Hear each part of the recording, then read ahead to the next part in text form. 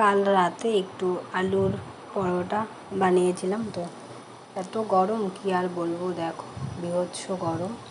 তো এদিকে দেখো, আগে তোমাদের শেয়ার করা হয়নি, তারপরে ভাবলাম শেয়ার করা যাক। তো এখানে আলুর পরোটা পুর ভরে ওতে বেলা হয়ে গেছে, আর এই যে এগুলোর ভেতরে আলু ভরা আছে পুর।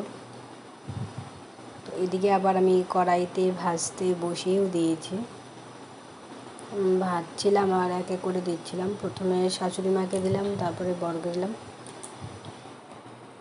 এই যে আলুর পরোটা, তার সাথে চানাও বানিয়েছিলাম। তো সবশেষে আমিও খেতে বসে পড়লাম।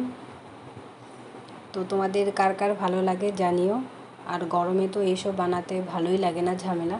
তো যাই হোক, টাটা, সবাই ভালো থেকো, সুস্থ থেকো। আবারও দেখা হচ্ছে তোমাদের সাথে নতুন কোনো ভিডিওতে।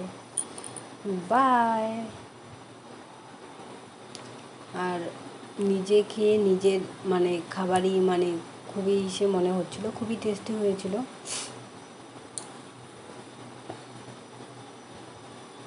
কোথায় কোথায় গরম পড়েছে জানিও। রাতে তো গরমের মধ্যে রান্না করতে একদম ইচ্ছে করে না। তো টাটা।